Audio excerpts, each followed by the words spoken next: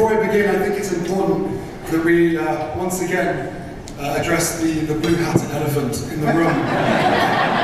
What was the elephant in the room? But now, well, I was going to do this in French, but let's just do it in English. I am truly sorry for wearing a Dodgers hat.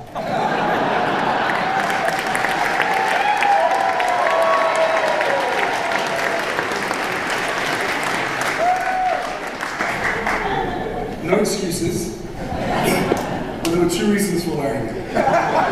First, our host that night, and those who haven't watched CTV News, this is important. First, our host that night was the owner of the Dodgers, and I believed it was a polite thing to do. And as Canadians, you would support that. Second, hang on. Second, the 900,000 watt floodlights shining down on an ever-increasing bald spot.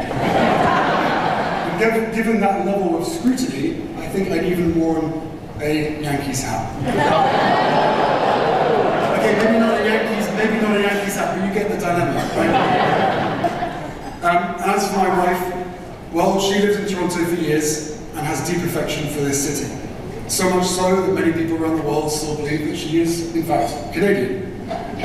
So I think hopefully you can forgive her, as a native Californian, for her Dodgers loyalty, even if just for one evening.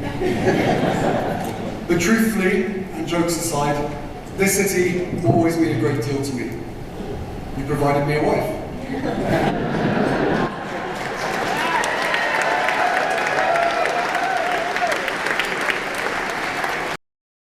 Welcome back, beautiful people, to the Sussex Squad podcast, your home for real talk, truth-telling, and celebrating the brilliance of Prince Harry and Meghan Markle, the Duke and Duchess of Sussex. Here we honour impact, dedication, love and purpose, not the noise manufactured by bitter tabloids or jealous commentators with nothing better to do. If you're new, welcome to the family. If you're returning, thank you for always standing strong for justice, fairness and compassion. Grab a drink, settle in, because today's story is powerful, inspiring and honestly hilarious when you see how predictable the British media is. So let's get into it. Picture this: Toronto, a city of warmth, gratitude, diversity and love. Prince Harry, as charismatic and grounded as ever, touches down for a packed 48-hour visit centred on what he has always cared about: the military community. No coronets, no trumpets, no palace circus. Just service, purpose, heart. And let's be clear, the reason Harry is welcomed here and everywhere is because people recognise authenticity. They see what he's about. They know he walks the talk. Harry spent time with veterans and active service members, listening, learning, uplifting, because he hasn't forgotten his roots. He's not doing this to pose for cameras or gain headlines like some other bitter brother pushing a statesman narrative on command. He's doing what he loves, and the love is mutual. Toronto loves Harry. The Invictus community loves Harry. The world loves Harry. Now, here's what makes this visit different, and honestly, iconic. There was barely any press present. No paparazzi chasing cars, no random yelling journalists. The intention was pure focus on the mission, the military community. He came in quietly, worked thoughtfully, and the only imagery we have comes directly from the True Patriot Love Foundation, a real partner of Invictus. No middlemen, no tabloid parasites. Harry was invited as the honoured guest, essentially the keynote speaker, at the National Tribute Dinner. He didn't have to force his way in. No backdoor nonsense. He was requested because his presence carries meaning. But what happens when a man succeeds quietly, humbly, without the British media's toy cameras? They panic, because meanwhile, back in Brazil, someone else, let's just call him the other brother, was desperately trying to make headlines at COP30. A big speech, a big moment, and yet who's the world actually talking about? Harry. Harry, on a 2-day veterans mission in Toronto. Not because he tried to overshadow anyone, but simply because impact speaks louder than PR.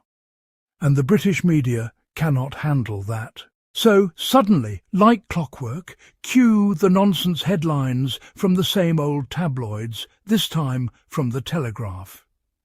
They've made up another laughable fantasy about Harry doing half-in, half-out royal life through the back door.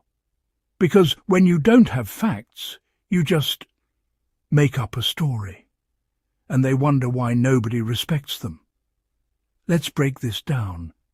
When Harry and Meghan negotiated stepping back from royal duties, they were told they couldn't be half in and half out. The palace threw a tantrum. They basically decided, if you're independent, you must fail. No royal adjacent good works for you unless we own you. Which is ridiculous, because service doesn't belong to the monarchy. Philanthropy doesn't require a crown. Charity didn't begin in Buckingham Palace. Fast forward 6 years. Harry and Meghan are thriving. Thriving commercially, thriving philanthropically, thriving as global voices. They're doing the very things they were told were impossible, without asking permission. And this, my friends, is what truly infuriates the establishment. The Telegraph claims Harry's Toronto visit is a statement of intent, that he's trying to prove to his father and brother that he still has value. Excuse me? Prince Harry has always had value. But the monarchy didn't know what to do with him because he wasn't content being silent, dim and controlled. Harry doesn't need the monarchy to validate him. The world already does. They're essentially saying, see, Harry still loves the military. Is he trying to show the king how useful he is? Newsflash. Harry didn't need permission to care about veterans before he became a royal. He doesn't need it now. He built Invictus. He built entire support structures for wounded warriors. He's not auditioning. He's continuing his life's work. And let's talk about Meghan for a moment.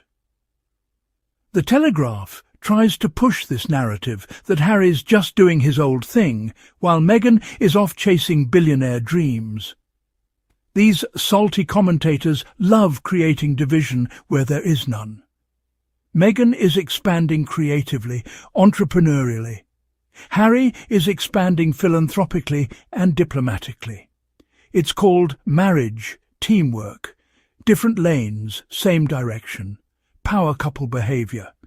Meanwhile, the same article tries to say, oh, Harry seems to be doing things like quasi-royal visits. No, these are not pseudo-royal events. These are real causes, real invitations, real partners. Harry doesn't need their dusty stamp of approval. He gave $1.1 million to children in need in the UK, from his own pocket, to help address youth violence. Did King Charles do that? Did William? Did any of them? No. But the same folks who scream service and duty have nothing to say about Harry donating 6-figure sums to support Jamaica after Hurricane Melissa. The media spins this like Harry is trying to look philanthropic. Darling, he is philanthropic. Others only look like it. And then comes the funniest part. The Telegraph lamenting that the working royals are dwindling. They say, would the king bring Harry back off the subs bench? Not a chance. And William even less so. Honey, who asked? Harry doesn't want back in. And if they did ask him to return, he'd probably laugh. Because one thing Harry and Meghan have proven is that life is bigger than symbolism, costumes, and waving from balconies. Let's talk bigger picture.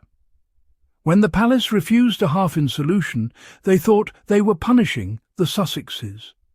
They thought branding and charity work required royal permission, that Harry and Meghan couldn't survive outside the family bubble. They thought cutting them loose would ruin them. Instead, they did the opposite. They freed them. Now, Harry and Meghan have built independent institutions, partnerships, content platforms, product lines. They're expanding. They're influencing. They're working internationally. They don't need the monarchy. The monarchy needs them. And yet the British media keeps pretending he's trying to get back in. Because they can't accept the reality that Harry chose peace and success on his own terms, and won. He is thriving outside the system they worship. This Toronto visit was not about asking permission. It wasn't about begging for relevance. It was about showing up for the military community, the one institution Harry honours, respects and loves, without drama, without title politics, without spectacle. He didn't need cameras. He didn't need global press. He didn't need palace instructions. He arrived. He worked. He uplifted people. He left. Quiet dignity.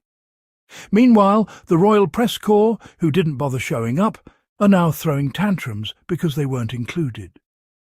Oh, but he didn't talk to us. Oh well, when you repeatedly lie about someone, don't be surprised when they deny you access.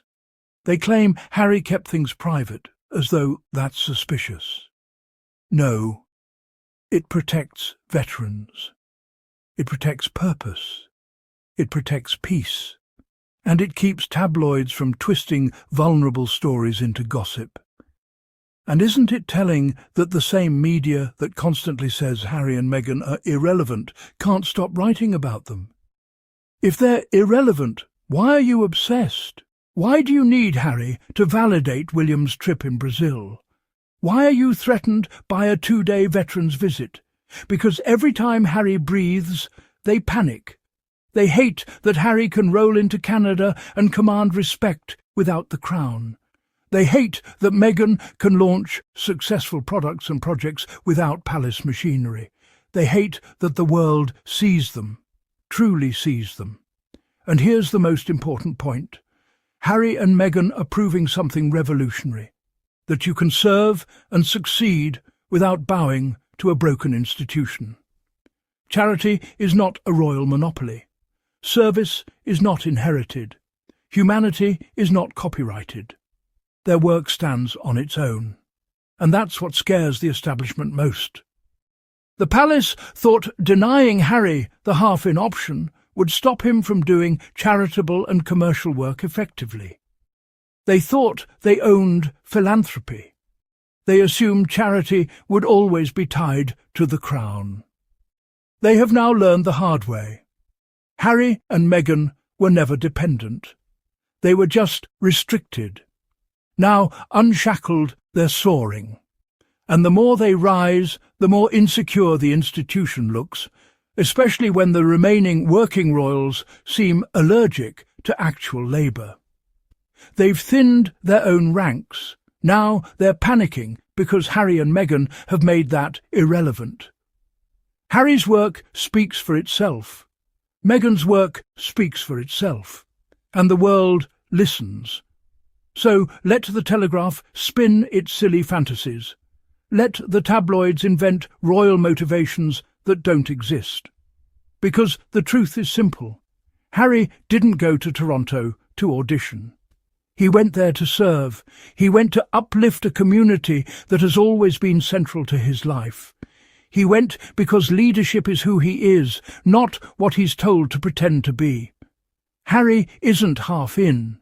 He's fully invested in humanity, in service, in purpose, in authenticity. And guess what? He's doing it better on his own. The monarchy said no. The world said yes. And the world's opinion is the one that actually matters. Thank you for listening, family. If you enjoyed this breakdown and you stand with Harry, Meghan and the Invictus community, make sure you subscribe to the Sussex Squad podcast so you never miss an episode. And if you'd like to support the show and help us keep bringing you these unapologetic perspectives, please consider dropping a super thanks. Every contribution helps us continue elevating truth and fighting misinformation. As always, stay loud, stay proud, and stay loving. This is Sussex Squad Podcast. Signing out. We'll see you next time.